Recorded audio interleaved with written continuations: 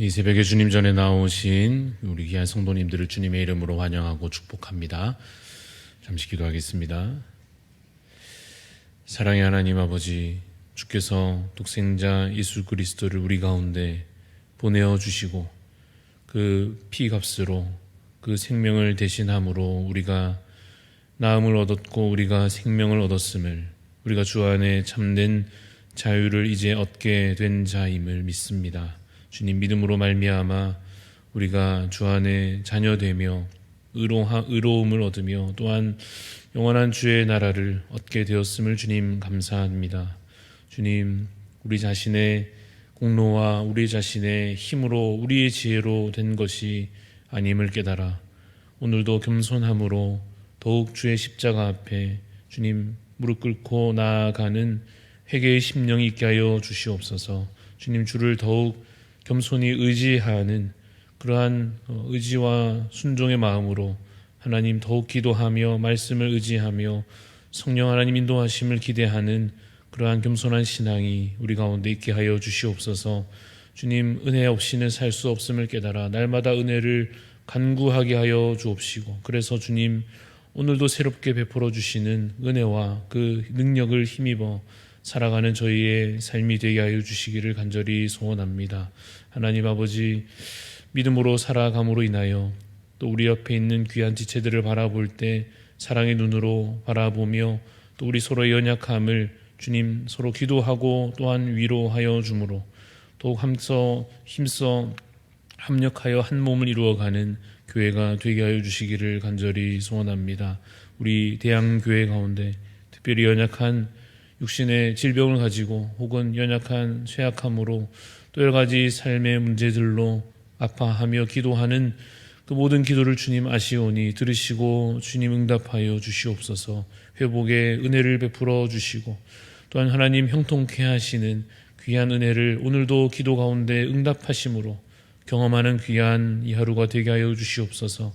하나님, 특별히 우리 새세면 축제를 이제 마무리하며 지나가는 가운데 이제 또 중요하게 남아있는 이 오신 분들을 위해서 기도하며 또 계속해서 그들을 케어하며 또 그들에게 계속해서 복음 전하는 일들을 이어가게 하여 주시사 참으로 주님 새 생명의 역사들이 우리 교회 가운데 끊어지지 않게 하여 주시고 복음이 날로 흥황하여짐으로 말미암아 주님 다시 오실 날까지 참으로 우리가 힘써 그 복음의 증인의 사명들 잘 감당토록 주님께서 우리에게 힘을 더하여 주시옵소서.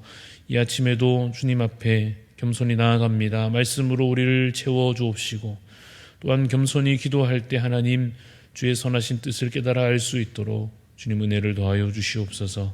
감사를 드리옵고 살아계신 예수 그리스도 이름으로 기도드리옵나이다. 아멘. 오늘 주시는 하나님 말씀은 갈라디아서 3장 19절부터 25절까지 말씀입니다.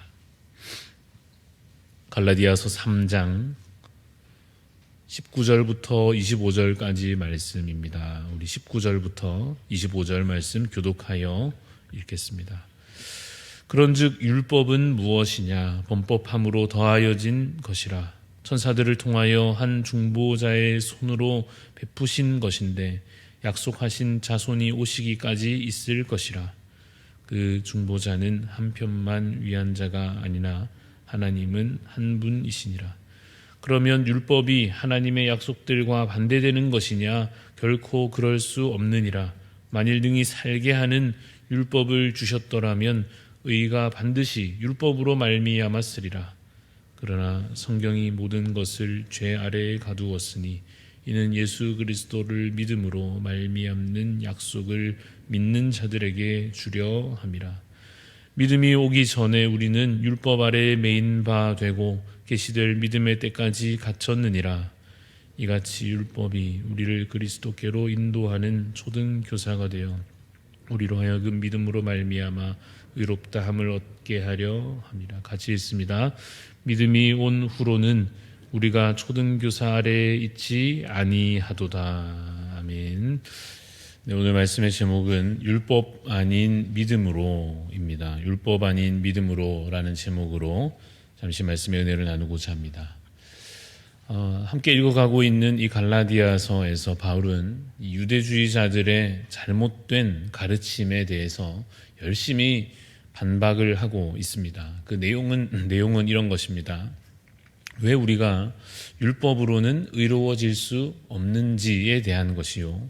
또한 왜 율법이 아니라 믿음이어야 하는 것인지 설명하고, 그래서 왜 의로움이 사람의 어떠함이 아니고 하나님의 주권적인 은혜로 주어지는 것인지, 이러한 것을 열심히 사도 바울이 설명하고 있습니다. 그런데 오늘 본문도 그렇습니다만은 이 설명이 사실 좀 어렵게 느껴지는 것도 사실입니다. 왜냐하면 이 구약도 언급하고 있고 또 비유와 상징도 사용되고 있고 또 꽤나 논리적인 구조로 되어 있기도 해서 비교적 좀 딱딱하고 어렵다는 느낌이 들 수도 있겠습니다. 그래서 오늘 본문도 좀 한 절 한 절 차근차근 좀 풀어가 보려고 합니다. 우리가 19절부터 오늘 읽었는데 19절 처음 시작되는 부분을 보시면 그런즉 율법은 무엇이냐 이렇게 되어 있죠. 이 말은 그럼 율법은 대체 무슨 의미가 있다는 말이냐 이렇게 묻는 셈입니다. 그래서 간단히 이 앞에 있는 문맥을 잠깐 다시 살피자면 오늘 본문 바로 앞에서 이렇게 설명했었습니다. 아브라함이 복을 받게 된 것은 아브라함이 하나님께 놀라운 복을 약속받았지 않습니까? 아브라함이 그러한 복을 받게 된 것은 뭘 열심히 지키고 행하고 그런 것이 아니다라는 거죠. 하나님께서 약속으로 그 아브라함에게 복을 그냥 주셨다 이렇게 표현할 수 있겠습니다. 왜냐하면 모세가 받은 율법이라고 하는 것은 아브라함의 기준에서는 모세는 그 이후에 저 나중에 사람이니까 그 모세가 받은 율법은 아브라함 기준에서는 한참 뒤에 나오는 것입니다. 그래서 아브라함이 받은 복은 그 미래에 나타날 율법하고는 사실 기본적으로 상관이 없다 하는 것입니다. 오직 약속으로, 오직 언약으로 하나님께서 주권적으로 주신 그 약속으로 아브라함은 복을 받았다라고 설명하고 있습니다. 그 앞 문맥입니다. 그래서 약속이 중요하다 이렇게 이야기하고 나니까 그런데 그러면 율법은 어떻게 되는 것이냐? 약속만 의미가 있고 율법은 아무 의미가 없는 것인가? 쓸모없는 것인가? 그런데 분명히 율법도 하나님께서 주신 것인데 그럼 율법은 대체 무슨 의미가 있느냐라고 묻는 것이 오늘 19절 시작하는 그런즉 율법은 무엇이냐라고 하는 말의 의미가 되겠습니다. 그래서 율법이 대체 어떤 의미가 있는가라고 묻고 그 답이 어떻게 되고 있습니까? 19절을 계속 보니 범법함으로 더하여진 것이다 라고 되어 있습니다. 쉽게 말하면 사람들이 죄를 지으니까 그 죄에 대해서 지적하는 것, 그 죄를 계속 깨닫게 하는 것이 바로 율법의 역할이 되겠습니다. 그러한 의미로서 하나님께서 자신의 백성에게 율법을 주신 것입니다. 죄를 지적하는 것, 죄를 계속해서 깨닫게 하는 것, 그러니 참 유익한 것이죠. 율법도 나름 그 유익한 목적이 있다 하는 것입니다. 19절을 계속 보면 천사들을 통하여 한 중보자의 손으로 베푸신 것이다. 율법에 대한 설명입니다. 이때 이 중보자라고 하는 것은 모세를 가리켜 하는 말입니다. 모세에게 하나님께서 그 백성들은 저 뒤에 서 있고 중간 역할로서 모세를 세워주시고 그 모세에게 율법을 주신 것입니다. 그래서 그 중간 역할로서 중보자라고 설명되어 있는 것입니다. 그런데 주어진 이 율법이 모세에게 주어진 그 율법이라고 하는 것이 유효기간 같은 것이 있습니다. 19절을 계속 보니까 언제까지이냐라고 되어 있습니까? 약속하신 자손이 오시기까지라고 되어 있습니다. 이 율법이 주된 유효기간, 율법이 주로 필요한 그 기한이 있는데 언제까지냐 하면 약속하신 자손이 오시기까지, 다시 말해 예수 그리스도께서 우리 가운데 오시기까지입니다. 그러니까 율법은 분명 유익한 것이기는 하지만 그 한계도 분명하다라고 설명하고 있는 것입니다. 그래서 이어 20절까지 보시면 그 중보자는 한 편만 위한 자가 아니다. 그러나 하나님은 한 분이시다. 이렇게 되어 있습니다. 이 중보자는 역시 모세를 가리키는 것입니다. 설명하자면 이런 것입니다. 율법에 있어서의 중보자는 누굽니까? 중간에 세워진 모세입니다. 그럼 믿음에 있어서의 중보자는 누구입니까? 예수님께서, 예수 그리스도께서 친히 그 중간 역할로, 중보자 역할로 서셨습니다. 그러면 둘 중에 비교하면 무엇이 더 중요합니까? 예수님께서 중보자로 서신, 말하자면 삼위일체의 관점에서 보면 하나님께서 직접 그 중보자 역할까지 감당하신 그 믿음이 더 중요한 것이죠. 율법에 비해서 믿음이 더 귀한 것입니다.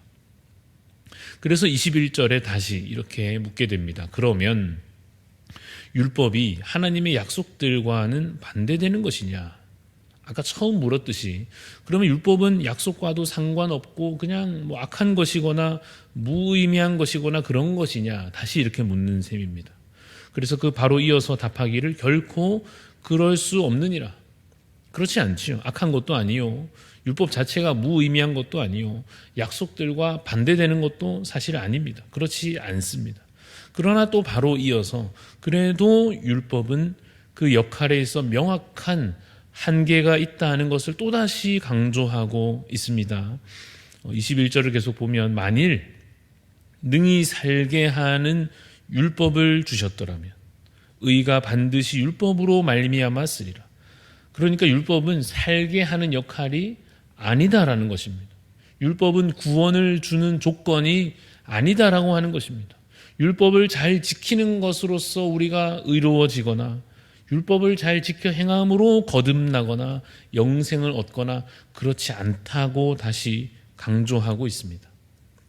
22절 말씀에 그러나 성경이 모든 것을 죄 아래에 가두었다라고 되어 있지요. 여기 율법의 역할이 좀 더 선명하게 드러납니다. 율법은 살리는 역할이 아니라 가두는 역할입니다. 우리를 죄인 되게 하는 역할입니다. 좀 더 정확하게 말하면 율법은 우리가 죄인이라고 하는 사실을 스스로 처절하게 깨닫게 하는 역할입니다. 그래서 우리가 내가 죄인이구나 하게 만드는 것이 율법의 역할입니다. 우리를 그 죄 아래, 그 율법 아래 가두어서 그래서 절망하게 만드는 것이 율법의 역할입니다. 그래서 비유로 설명하면 율법은 탈출하는 열쇠가 아니라 빠져나갈 수 없도록 걸어 잠가둔 자물쇠와 같은 것입니다. 그렇다면 그 자물쇠를 푸는 열쇠는 무엇이겠습니까?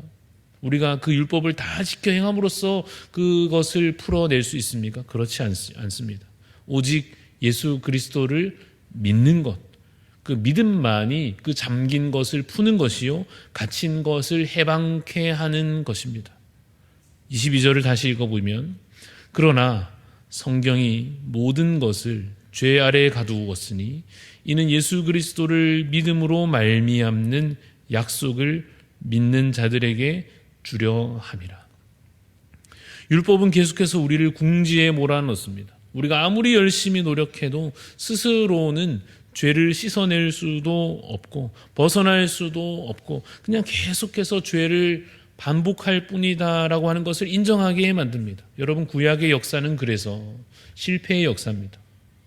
우리가 주로 구약을 다룰 때, 만날 때 좀 모범적인 이야기들, 긍정적인 스토리를 많이 다루어서 그렇지 사실 구약은 전체적인 관점으로 보면 실패의 역사요, 불순종의 역사요, 멸망으로 치닫는 이야기입니다. 이스라엘 백성들은 아무리 애써도 스스로는 죄에서 탈출해내지 못하더라 하는 것이 구약의 결론입니다.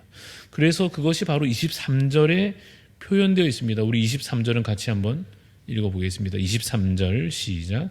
믿음이 오기 전에 우리는 율법 아래 매인 바 되고 계시될 믿음의 때까지 갇혔느니라.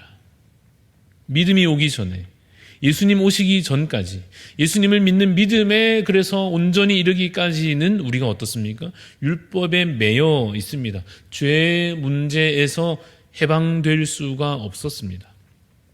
24절 이어서 24절도 참 중요하여 같이 읽어보겠습니다. 24절입니다. 이같이 율법이 우리를 그리스도께로 인도하는 초등교사가 되어 우리로 하여금 믿음으로 말미암아 의롭다함을 얻게 하려 함이라. 사실 보통은 그래서 이 24절 가지고 이 한 구절로 오늘 설명하고 있는 이 모든 내용을 보통 다 설명하곤 합니다.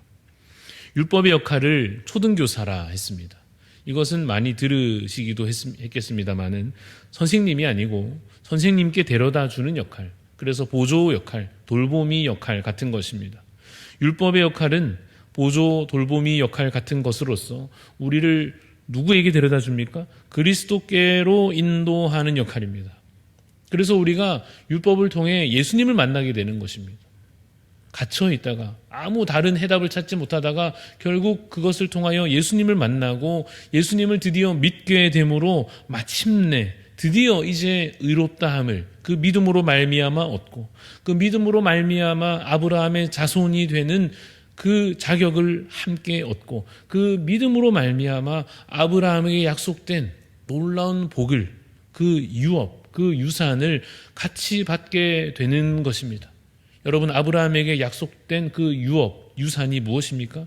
천국이죠. 하나님 나라가 그에게 약속된 것이죠. 그것이 이제 믿는 자들에게 주어지는 것입니다. 그런데 25절까지 오늘 되어 있는데 25절을 보시면 믿음이 온 후로는 우리가 그 초등교사 아래에, 그 율법 아래에 있지 않다라고 한 번 더 강조하고 있습니다. 바울이 결국 하려고 하는 이야기가 무엇이겠습니까? 예수님 오셨으니까, 이제 우리가 예수님 믿는 그 믿음에 이르게 되었으니까 율법 하지 말라 하는 것입니다. 이제는 믿음 해야 되는 것이지 계속해서 여전히 율법 하면서 거기에 제발 매여 있지 말라 하는 것입니다. 사랑하는 성도 여러분, 우리가 예배를 드리는 것은 믿음이지, 믿음의 표현이지 율법을 지키는 것이 아닙니다. 우리가 기도하는 것은 믿음을 나타내는 것이요, 하나님과의 사랑의 교제로 나아가는 것이지 율법을 지켜 행하는 것이 아닙니다. 우리가 오늘 선한 삶을 살아간다면 어떤 가난한 자를 돕는다든지 혹은 말을 정직하게 한다든지 혹은 내가 탐심을 품지 않으려 한다든지 어떠한 선행을 행한다 하는 것도 마찬가지입니다. 이것은 믿음의 열매이지 율법을 지키는 것이 더 이상 아닙니다. 그러므로 여러분, 오늘 하루를 살되 율법으로 하는 신앙생활을 멈추시기 바랍니다. 여러분 자신에게도 그 옆에 있는 귀한 지체들에게도 이제 우리의 신앙생활은 말 그대로 믿음의 생활이요, 이제는 믿음으로 말미암아 나타나는 열매들이 되시기를 간절히 소원합니다. 그래서 여전히 혹시 그 옛날 유대주의자들처럼 혹은 그들에게 미혹당할 뻔하는 이 갈라디아 교회의 현실처럼 혹시나 우리가 여전히 율법의 메인 신앙생활에 그러한 예배와 기도와 그러한 선행에 머물러 있지 아니하도록 다시 겸손히 이 십자가 앞에 나아가 우리가 믿음으로 의롭다함을 얻었고 믿음으로 오늘 우리가 거룩한 삶을 살아갈 수 있음을 고백하시고 그 삶을 기쁨으로 행하시고 그것으로 말미암아 하나님을 기쁘시게 하는 참으로 복된 삶이 되시기를 간절히 소원합니다. 잠시 기도하겠습니다.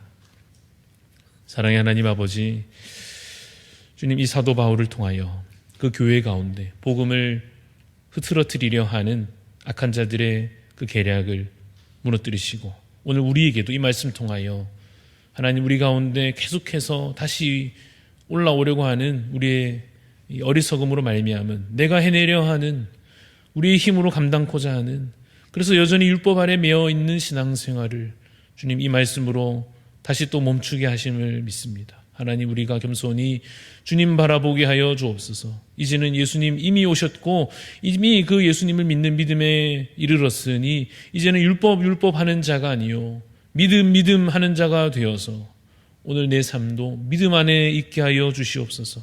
우리의 거룩한 삶이 정말 주님을 기쁘시게 하는 삶이 사랑이 되게 하여 주시고 주님 정말 믿음이 되게 하여 주시고 또한 그것이 성령의 열매가 되게 하여 주셔서 오늘 우리를 통하여 정말 하나님께 아름다운 예배가 드려지며 또한 주님 간절한 기도가 있게 하여 주시고 또 누군가를 향한 선행이 더욱 풍성한 열매들로 나타날 수 있도록 주님 우리를 사용하여 주시기를 간절히 소원합니다. 하나님 말씀과 그 기도가 오늘 그래서 더욱 풍성히 정말 아름답게 가득한 이 복된 하루가 되게 하여 주시옵소서. 감사를 드리며 예수님 이름으로 기도합니다. 아멘. 하늘에 계신 우리 아버지여, 이름이 거룩히 여김을 받으시오며 나라가 임하시오며 뜻이 하늘에서 이루어진 것 같이 땅에서도 이루어지이다. 오늘 우리에게 일용할 양식을 주시옵고 우리가 우리에게 죄 지은 자를 사하여 준 것 같이 우리 죄를 사하여 주시옵고 우리를 시험에 들게 하지 마시옵고 다만 악에서 구하시옵소서. 나라와 권세와 영광이 아버지께 영원히 있사옵나이다. 아멘. 오늘 우리 기도하실 때 차송로 교회 김주석 목사님 위해서 중보하는 마음으로 기도합니다. 세 가지 기도 제목이 있습니다. 말씀을 지혜롭게 전하며 성령 충만할 수 있도록 기도해 주시고 2024년에 공동체 형식으로 전환되는 이 새로운 사역의 방향을 통하여 교회가 정말 부흥의 역사가 일어날 수 있도록 기도해 주시고 또 문서 사역이 더 활발할 수 있도록 또 후원자들이 늘어날 수 있도록 우리 김주석 목사님 차성로 교회를 위해서 이 시간 중보하는 마음으로 기도해 주시고 또 우리 각자 기도하며 나아가도록 하겠습니다.